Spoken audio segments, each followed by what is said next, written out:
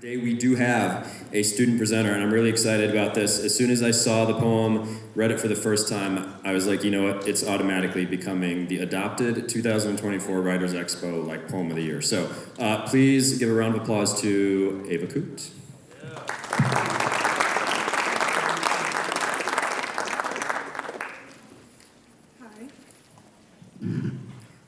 Hi, I'm Ava. I'm a junior. And I've been doing the Writers Expo every year since my freshman year, because I just think it's a good thing to try out and do new things. But this year I decided to do something a little bit different because I'm taking this class called AP Portfolio. If you don't know what that is, it's basically like an AP art class. And overall we have to have a theme throughout the year. And this year I decided to do kids' imagination and showing it visually, which is actually really hard to do. But I decided now to make a poem about it because I've been working with the concept all year. So this is imagination, and I hope you enjoy it. If you already have heard it, I hope you liked it too. But yeah. In childhood, our imagination roams with no end in sight, spying unicorns in a world with mere horses, breathing life into wilted gardens and with blooms of fantasy, guiding us to light the depths of the darkest nights. The universe, a canvas, awaits your touch. If you dare let your gaze dance with dreams to tread paths known only to the mind's eye, where ladders ascend to stars and bridges span infinity, and arms unfurl into wings of boundless flight, where everything is possible. But society, with its demands and expectations, clips our wings, reshaping them into mere hands. It dismantles our ladders, burns our bridges, and it scoffs at our flights of fantasy, commanding us to grow up, convincing us that imagination is a realm of children alone. The inner pathways blur, obscured of the fog of adulthood, and we find ourselves lost in the sea of conformity, where horses are forever horses and gardens remain dead, longing to see the shapes of clouds once so vividly clear. Yet our imagination is not lost, merely hidden, stolen away by the weight of maturity. But growing up does not mean bidding farewell to creativity. It means expanding its horizons, embracing its vastness. For we are born with wings meant to soar, and though they may be clipped by the hands of society, they can never truly be stolen, only waiting to be unfurled, to carry us once more into the realms of possibility. So let us reclaim our imagination. Let us dare to dream, to create, to explore. For within us lies the power to shape worlds, to breathe in life into the mundane and color into the gray. With each step forward, let us remember that growing up does not mean the end of wonder, but the beginning of a new adventure, where imagination knows no bounds, and our wings carry us to heights unknown. For in the end, it is not the world that defines us, but the dreams we dare to chase and the magic we refuse to let slip away. For we are the architects of our own reality. And with imagination as our guide, the possibilities are endless. Thank you.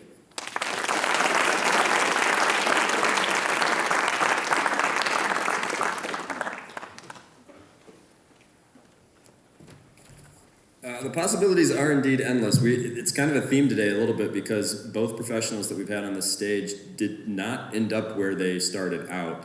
And in fact, in some cases, very different from where they started out. So yes, thank you again, Ava. We were chatting about how when oftentimes you get up here, and I was telling her the first half dozen or more times I was up here, I was shaking and my voice was shaking, and it was, you feel like it's super awkward, and it does take courage to get up here. So just a quick round of applause again for Ava, please. All right, you see, yes, there is somebody else on stage here. Let me tell you about her. She is a New York Times best-selling author of The Astonishing Color of After, which was longlisted for the Carnegie Medal and was named by Time magazine as one of the 100 best YA books of all time.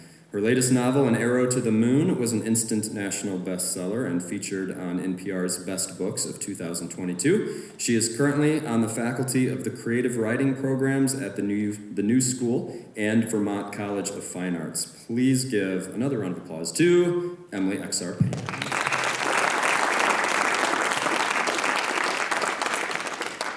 Okay, so we've decided to do a little bit more of like an interview style thing than if you were here earlier in the day or yesterday. But first, Emily, thankfully, is going to read to us a passage from her newest book, Arrow to the Moon. I'll start from the very beginning. So this book is Romeo and Juliet meets Chinese mythology. It's a mashup of sorts. Once upon a time, there was a girl who lived on the moon as its guardian. She was its heart and its breath. One day, standing on tiptoe to glimpse the boy who made the stars fly, she lost her footing and stumbled off the edge. Her plummet was like a stone displacing water. It shifted the universe off its axis. Slowly, slowly, everything began to crack. 1974, Xi'an Village. The air smelled of overturned earth and impossible things. Birds dove in front of the sun like embering ash from a stick of incense. The farmer wiped the sweat from his brow and paused his work at the drill to take a swig of water. He spat aside the grass in his mouth and felt a shiver cross his skin, that distinct feeling of being watched. The unblinking eyes stared at him from several paces away, low in the grass, the head of a man, mud-colored, preserved. Was it some kind of hungry ghost making itself visible in order to bestow a request upon the living? No, neither a man nor a ghost. A sculpture? The farmer thought it was likely made of the same clay as the teapot that sat on his kitchen table. A nudge of his foot sent it rolling and revealed a shard of similar material half buried in the ground. "What are you doing?" another man called as he bent toward the land. "The well won't be over there." "I found something," he replied. "Do you have a shovel?" "What do you need a shovel for?" The others came over to watch as the farmer dug and scraped. More hands and tools joined to scratch at the earth, and by the time the sun was treading just below the horizon, they'd pulled up a collection of broken terracotta pieces, enough to fill a wheelbarrow. The men would take these to the nearest city to see what money could be gotten for them. Someone called out, "Look!" They all saw it, light shining from the very bottom of what they had excavated. It burned brighter with each second, and the men held up palms to shield their eyes. The ground shook. One farmer shouted an earthquake warning. By now the world was a quick dimming gray. It was in this almost night that they watched the silvery light rise into the sky, a star falling in reverse, until it disappeared from sight, and none of the farmers could be sure the phenomenon had been real. The star arced through the skies. It cracked in half as it fell back down to the other side of the globe. One piece landed first. The other tumbled for a longer stretch. In those moments, 2 children were born and given their names, Hunter Yi, Luna Chang. 1991, in Fairbridge, where we lay our scene.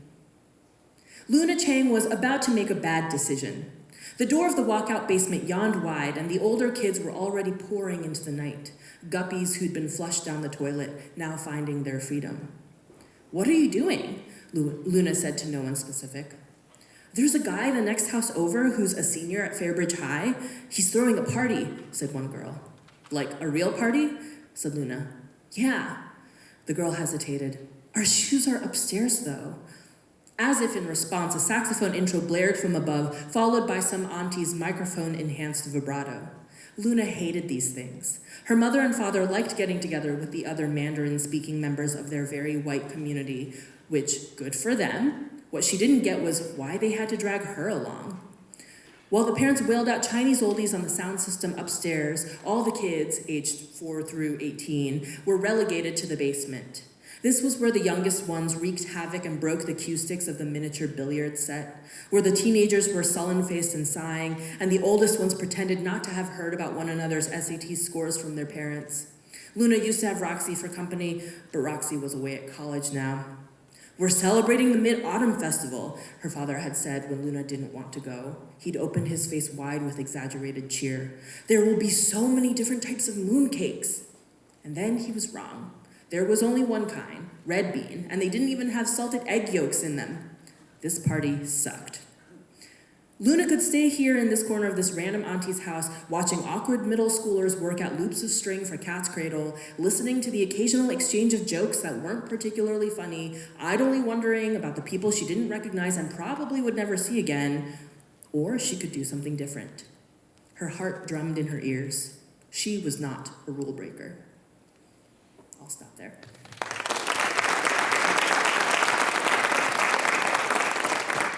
Thanks again for reading that. So, how much do you personally tend to identify with your protagonists? I definitely do a lot of excavating, and I feel like I split myself up and put myself into all my characters. So even my antagonists, they all have a little piece of me. And that's like the first, couple of things that we get to read as the reader. Was it the first thing you started writing for this book as a writer, or are you going all over the place when it comes to the chronology of the writing? I definitely, so I wrote over 26 drafts of this book, and it definitely took many meandering directions. I always knew that Hunter and Luna, my Romeo and Juliet characters, that they would kind of take center stage, and I always knew the ending of the book. Like, I knew that from the very start, as soon as I imagined this concept, actually. But there were many misdirections. I've heard the writer Maggie Stiefvater talk about how writing, the process of writing and storytelling is basically a series of choices of closing doors. Which doors are you not going to go into? And the way that I write, I kind of, with this book especially, I was like peeking into this door, going down this hallway, and then being like, oh, nope, let me reroute and come back, and let me try again, and I would end up going down another door into another hallway. So I had many misfires before I found the right direction for it. Same thing with The Astonishing Color of After, or different process? Yeah, The Astonishing Color of After, I started writing in 2010, and I worked on it on and off between 2010 and 2016 was when I sold it. And it definitely changed a lot. So at first it started out as this historical fiction novel. It was an adult historical fiction novel that started in 1927 in Taiwan. And the reason why it started that way was because I was writing about my grandmother. So my grandmother was actually sold as a baby. Her family had too many mouths to feed. They didn't have enough money. They were like, well, if we sell this baby, then we can have a little bit of money to, stretch a little bit longer. And the reason for this is that daughters were not valued. Daughters, you had to, raise them up, then you had to pay a dowry in order to marry them to another family, and once that happened, they became part of the other family. They would not be part of your family anymore. Sons would carry the family name, would stay with you, live with you. So her family thought, well, this is kind of the pragmatic thing to do. The family that purchased my grandmother sold their own daughter to have the money to buy my grandmother, and they're thinking, because they had a son, their thinking was, we can purchase this daughter who will raise as our own daughter and will basically groom her into the perfect future wife for our son. So my grandmother's adoptive brother was also her betrothed. She had to grow up and expect to marry this guy. And then when she was about 7 years old, her adoptive father passed away very suddenly from illness, and she dropped out of school, and she became the family's sole source of income. Every day she would wake up at the crack of dawn, climb up the mountain, pick all the tea leaves that she possibly could. They would be weighed, she would be paid by weight, and she would bring that home, and that was how, her family survived. So when she came of age, her adoptive mother was like, you've been amazing to this family. You've been just the greatest gift. I don't know how we would have gotten on without you. I know my son is a terrible person. You don't have to marry him. We'll cancel that. You can live your life. And then not long after that, a guy came up the mountain, knocking on every door, being like, all these years ago, my family sold my baby sister, and I'm trying to find her. And it was my grandmother's older brother. So he ended up taking her with him back down to Taipei, where at that point, my family had claimed a plot of land and built a hotel, and the hotel was thriving. The hotel's actually still there today, although my family sold it long ago, so it's not ours anymore. But she then went to work in the hotel, and the stories just get wilder and wilder from there. So I wanted to document that and write this book that was kind of an homage to my grandmother, and that was how the writing process began for Astonishing. Then I got really overwhelmed really fast by trying to do historical research, because the tiny mountain town, the mountain district that my grandmother grew up in, Alipong, it was so small and inconsequential. There's no photo documentation of it. There's no like records that you can read about it. And I actually went and visited it when I was doing book research, but it's completely changed. Like everybody says it's nothing like the way it used to be. And I just got so overwhelmed. That was just one starting point, right? Let alone everything about that time period and what was going on. So all the historical research just got to be too much to me. So I recast the book so that it was a modern day teenager who's getting her grandmother's stories for the first time. So that was the way in which I approached The Astonishing Color of After for a long while. And for anybody who hasn't read it, it's about a girl who believes that when her mother died by suicide, her mother turned into a bird. And this bird basically tells her to go to Taiwan. So Lee, the main character, ends up going to Taiwan and meets her grandparents for the first time. She's been estranged from them her whole life. She doesn't know why. There are all these family secrets that she starts to dig up while she's there and while she's processing her grief. So I was just writing this book as just, a story of like a granddaughter getting to know her grandparents. And then in 2014, I lost my aunt to suicide, and it was this earth-shattering event.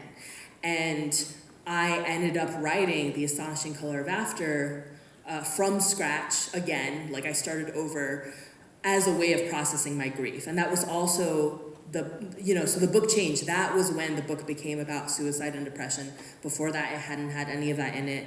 That was also when I introduced the bird. And then it just became a completely different creature, and I followed that route until it ended up getting published. Everything that you know about your grandmother, is that something you were able to get firsthand, or has that been passed down? I first heard about it from my mother, but then when I went to Taiwan in 2016 to do research for the book as I was revising it, I did interview my grandmother and have extended conversations with her about her experiences. What did she think when the book came out? I mean, so my grandmother, because she dropped out of school when she was 7, and also at the time, Taiwan was occupied by Japan. So she wasn't even studying Chinese, she was studying Japanese. And their way of having school was like scratching characters in the dirt. After like she'd walked 2 hours barefoot to get to school, right? So she had such a low level of education that her entire life she was illiterate, let alone something published in English. So she was just thrilled, but I knew that she would never actually read it. Has it been translated into many other languages? It has been translated. I think it's been translated into like 8 languages, but not Chinese. Yeah. So what the plan is this period is essentially to bounce back and forth. I've got a list of questions I can ask, but I certainly want to make sure that you all have the chance to ask as many questions you want. And one thing I'm just kind of curious, I didn't do this last period, I kind of wish I had. How many of you have read The Astonishing Color of After? Just so we kind of know what we're working with here. A few people. Okay, anybody for An Arrow to the Moon? Okay, what about the short stories that Emily has? Precious and, okay. My students next period will have read those, just FYI, as well as the poem that you sent me. Okay, cool. So any questions for Emily off the bat right now? And you'll have to raise your hand high if you do, because it's a little bit hard to see up here. Okay, yes, go for it, Mrs. LeMaistre. You talked about going down pathways and then realizing I have to close this door. Can you tell us what that felt like how you knew, okay, this is a misfire and I'm going to exit and shut the door? Can you tell us about that? Yeah, I love that question. I mean, it's very much trial and error. And so I start writing, and then what I think is fun about writing is the discovery. So my process used to be that I would sit down and write like a 65-page outline before I even started writing the book. And I realized that the problem that created for me was that by the time I went to write the book, I was supremely bored because I had answered all the questions for me. So now I kind of forbid myself from outlining too much.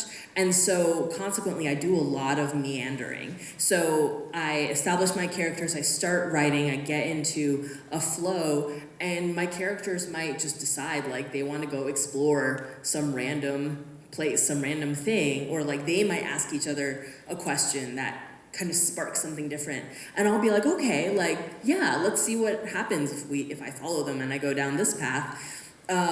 Sometimes I'll do that, and then many pages in, I'll be like, this is going in a complete different direction than my vision for this story. This is like not at all what I'm intending to do, and that's the point at which I backtrack. Sometimes I do that and I'm like, oh, this is a really interesting direction and actually is much more intriguing to me than what I had thought I was gonna do, and then I kind of have to like close other doors, other things that I had planned. I'm like, okay, that's not the route that I'm gonna take. But it's a lot of, I write until I reach a point where it feels incorrect. And then I'm like, okay, when did I start to kind of go in the wrong direction? It's kind of like a GPS that's broken. I'm just like following it, kind of mindlessly sometimes. Like when I really enter a flow state, then I'm just letting the writing take over. And other times I have to be a lot more intentional. But I try to really let the drafting process be about discovery.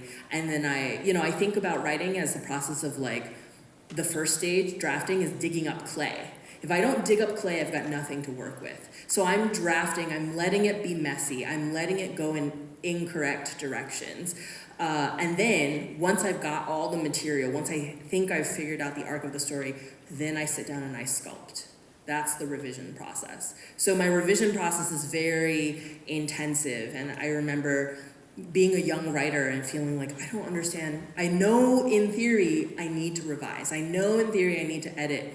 But as a young writer, I couldn't figure out what that meant other than making sentences sound nicer, or like grammar and spell check.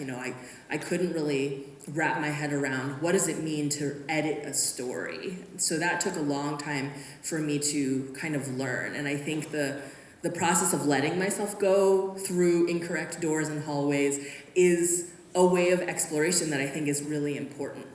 And I think that it is also trusting in the idea that revision will help me pull back to where I need to be. Mrs. LeMaistre students, are you guys creative writing students or sophomores? Sophomores. Okay, so the sophomore curriculum here at LHS, students kind of take a deep dive into narrative writing. And I thought what you said last period about when you mean revision, and then you brought up this idea of the braids. Can you explain that?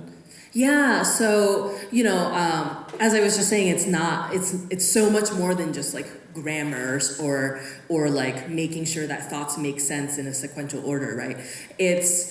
I think about my story as being, and my stories tend to be convoluted, I think of them as being like braids with multiple strands that are all woven together. And when I'm revising, I'm most consistently unbraiding everything, tearing out strands that aren't working, putting in new strands that I think improve the story, and then rebraiding it all together. So it's much more excavating that's happening. If anybody's ever like witnessed a home renovation, that's what it feels like to edit a novel. I'm like tearing out the innards, I'm tearing out whole rooms of the interior and then reconstructing them. Any questions before I ask another one? Shoot, because I had a great question and it flew the coop. All right, so you were talking about revision.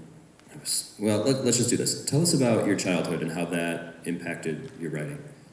Yeah, I grew up, so I was actually born in Illinois. I moved all around growing up though.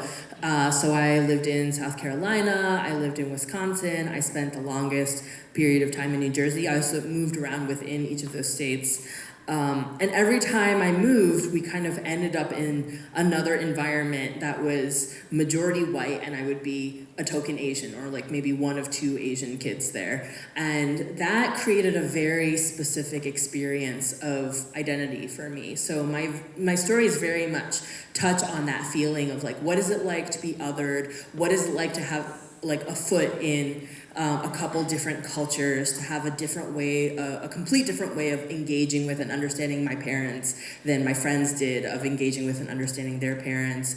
And what did it mean for me to connect with someone and to have that that cultural understanding? That definitely has made its way into my writing. So with An Arrow to the Moon, Hunter and Luna, my Romeo and Juliet characters, they are both they are Taiwanese American and Chinese American, and they are in this majority white community where the two of them meet each other, and that relationship becomes this lifeline for them. So you talked last period about how storytelling has been a part of your family, essentially, and you've kind of just, I would say we're born a storyteller. But despite that inclination or instinct or whatever you want to call it, has there ever been still moments of fear when it comes to, I'm writing this thing, someone might see it, what are they going to think? Oh yeah, the fear never goes away. There's fear even now, like people I guess would look at me and say like, oh, you're a successful writer. And there's fear even now. There's fear constantly. I don't think that's ever going to go away, and I think that's true for any creative process. When I was younger and writing, and I started trying to assemble stories before I could even spell. Like I would try to make up my own spelling of words, not actually knowing what the rules were. I always knew that I wanted to tell stories. I wanted to make up lies and have people read them. But it was a long process of getting published. I first started trying to get an agent when I was 15. So I thought I had written the next Lord of the Rings, which is very silly. It was a terrible book. But I sent that out to all these agents. At the time, you couldn't email agents, so I had to print all of it. You had to format it very carefully. There were extremely strict rules about what kind of font you could use, and if something was going to be italicized, it had to actually be underlined in the manuscript. The spacing had to be done in very particular ways. And then you had to write a whole letter to introduce yourself and introduce your writing. So I couldn't even drive at the time. My dad was driving me with my envelopes that contained my manuscript to go drop off at the post office, and then months would roll by and I would get like a form rejection, which would be devastating. And there was always fear at every level. There was like, what if I don't succeed? What if this book doesn't work? What if I have to write a complete new book? What if everyone hates this book?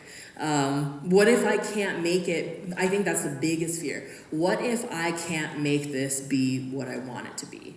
That's probably the worst fear out of all of them. Because at the end of the day, what I've learned is that I can't depend on external validation for happiness. I have to be personally happy. I have to enjoy my vision for the book, and I have to enjoy where the book arrives. And I constantly, in every project, wonder, am I capable of creating the thing that I want? So in terms of enjoyment, you brought up Lord of the Rings. It made me think of this. It's always curious to me in how many great works food is a central player, right? Lord of the Rings is a great example. I remember people talking about the Odyssey in the same way when I was reading in college. But your works, food is constantly there. So I'm wondering, are you a foodie? Is that something you're thinking about actively when you're writing? Does it just kind of pop in? I'm not so much a foodie as I see food as being this important context. The type of food that, we all have our ideas of what comfort food is, right? Like you're stressed, you're studying for an exam, what are you gonna snack on? Or you're sick, what's gonna make you feel better? It's different from person to person, it's different from culture to culture. And so a lot of the time, the food in my story is about how do people connect? How do people relate to each other? The type of food that my mom is gonna put on the dinner table is gonna be really different than the food your mom's gonna put on the dinner table. And what does that kind of say about our family and our upbringing? And so I think that's kind of what I think about first and foremost is this idea that food is additional, it's like additional color in the world. Awesome. All right, questions? Yes, in the back. Hi, I've read The Astonishing Color of After twice, and I'm a school counselor here, and I was interested about your comment of how you processed grief and depressive symptoms throughout the book. Do you have any ideas how young people can start to try to use writing to process feelings? I think that, I mean, I think it doesn't have to be prescriptive, honestly. I think that as long as you're just writing, trying to write authentically, I think that that can be really healing. I think a lot of the time, you know, we use writing as a way of understanding what we even think or what we even feel. Which is, I think, why it doesn't need to be prescriptive. If you just sit down to write a story and let something organically come out, that will tell you, that will reveal a lot about kind of what's going on in your brain. I do think that, you know, there's also something to be said for the benefits of writing, even if it's like, if it doesn't feel related to what you're trying to work through. And I actually, for The Astonishing Color of After, I was scared to write about grief and depression and suicide. I didn't want to do it. And for many drafts, I kind of shied away from it. Even after I had started writing it as a way of processing my own grief, there were many drafts when I was trying to figure out, okay, well, how do I kind of have like a fade to black situation? Maybe I don't really need to address the depression. And then I realized that it was something I was scared of confronting. And writing that became this challenge of both kind of digging into how I felt about it, but also digging into, I think, conversations that we just don't have enough. So often when I've gone to do an event to talk about The Astonishing Color of After, you know, I talk about how I lost my aunt to suicide, and afterwards people will come up and they'll be kind of, bashful isn't the right word, but they lower their voices, right? They'll be like, oh, there's some of that in my family. Or like, oh yeah, like I dealt with that too. And I hate that there's this stigma, because mental health is just like any other health. You know, needing to take Zoloft for anxiety or depression is like needing to take insulin for diabetes. The way that we talk about it is really important. The way that we are open about it is really important. It's not something to just kind of sweep under the rug or to minimize or to be fearful of. And I think I was addressing some of that in my own writing, where I was fearful of having those conversations, and I was fearful of how to have the conversation respectfully and sensitively. And so I think, you know, there's value in challenging yourself to write something that you're afraid of. There's also value in just writing as a way of letting whatever is in your brain that needs to come out, come out. It's a great question, and it brings about kind of just the practicality of writing. I'm thinking, you know, so many students, they might be looking at years still of writing, not necessarily creative writing, but just the writing that's assigned for their classes. So is there anything that now in all your years of writing that you wish you had known back when you were in high school that applies to really like all writing students have to do? I think it's interesting. What did I wish I had known in high school? I think something that was really important to me actually in high school, I vividly remember having this conversation with a friend of mine who was kind of bemoaning the process of writing essays for college applications. And I remember saying to my friend, well, can't you make it fun? Can't you find a way to make it fun? And I think I was actually a lot wiser at the time than I realized, because sometimes now, writing professionally, I struggle to make it fun. And I am constantly trying to remind myself, oh, you had this instinct, even as a teenager, that like, you need to enjoy your writing if you want your reader to enjoy your writing. So I think I would, you know, maybe offer that up as like that's something that I've been trying to get back to, is even if you're writing something so laborious, even if you're writing an essay about a poem that you hate, if you hate poetry and you're just obligated to do this for class, is there a way that you can make the writing fun? Is there a way that you can like channel your voice? Is there a way that you can play with words?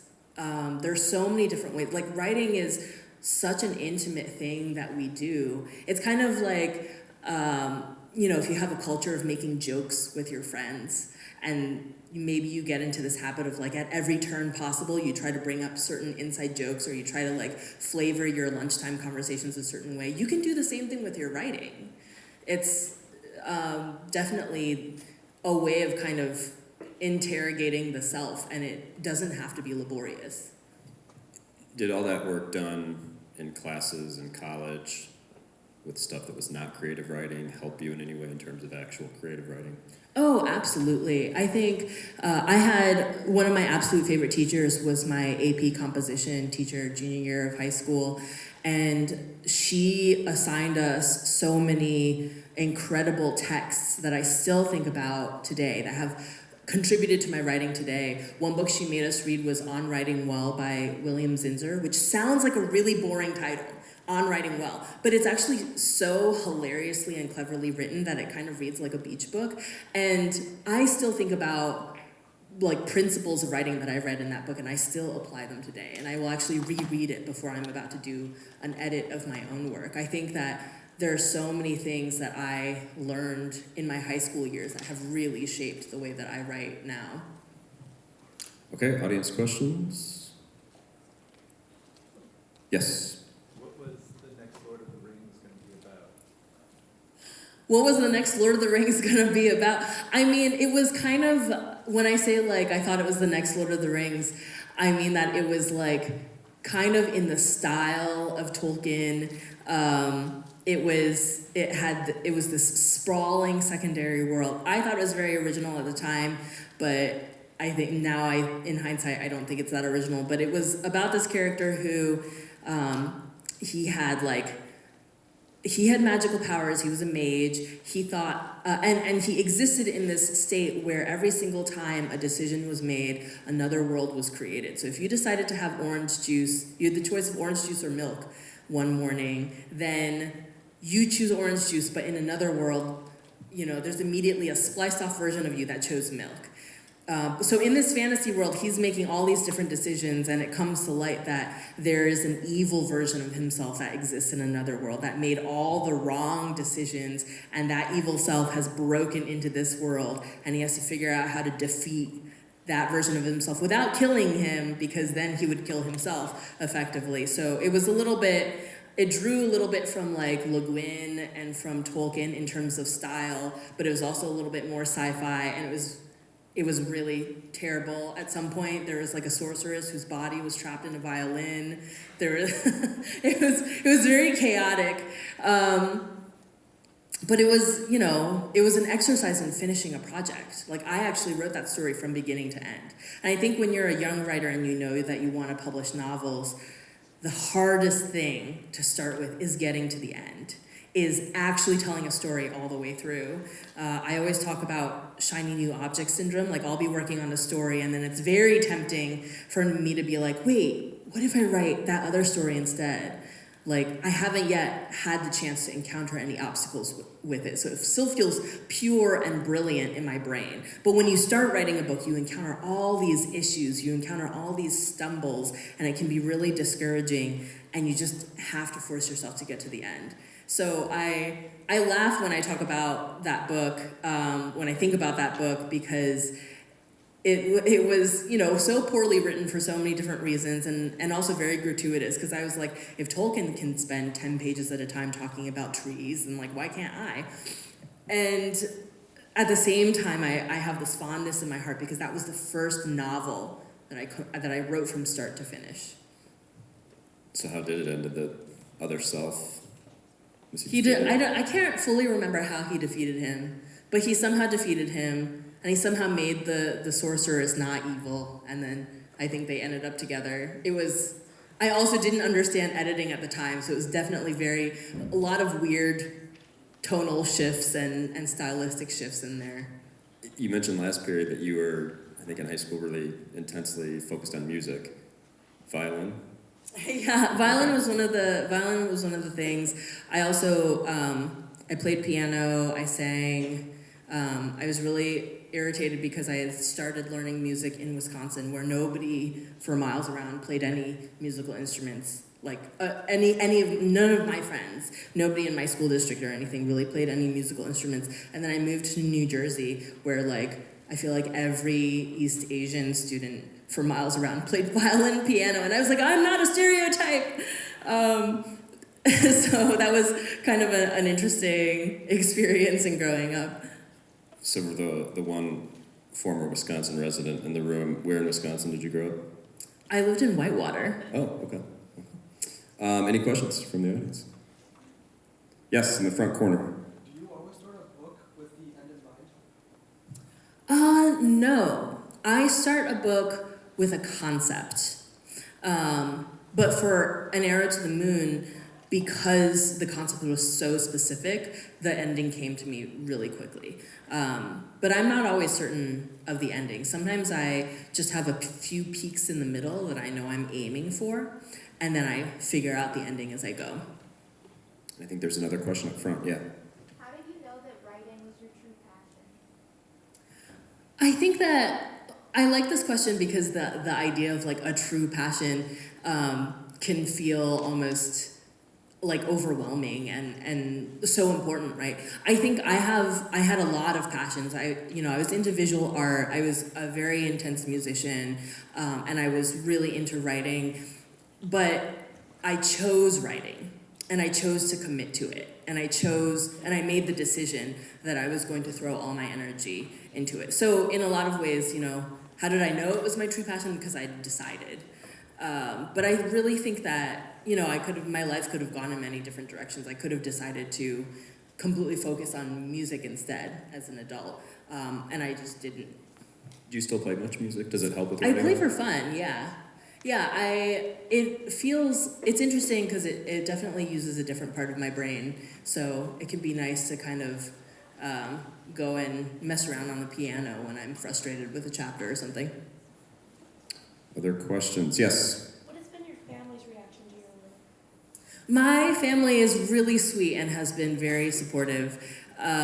When I was wrapping up high school and I was applying to colleges, I got into many fights with my parents because I wanted to go to conservatory to study music, and they were like, no, you need to do something practical with your life. And I let them sway me, so I ended up in undergraduate business school, which was the farthest from where I possibly belonged. It was a miserable time. I went from being kind of a dork who loved school to being just like absolutely hating everything about college because of that. And then after I graduated, I worked for a startup. I worked in business technology, and when I was miserable, my parents were like, well, quit your job and do what you want. And they became really supportive after I went to grad school, and had just gotten really supportive from there, so. Yeah, thanks so much.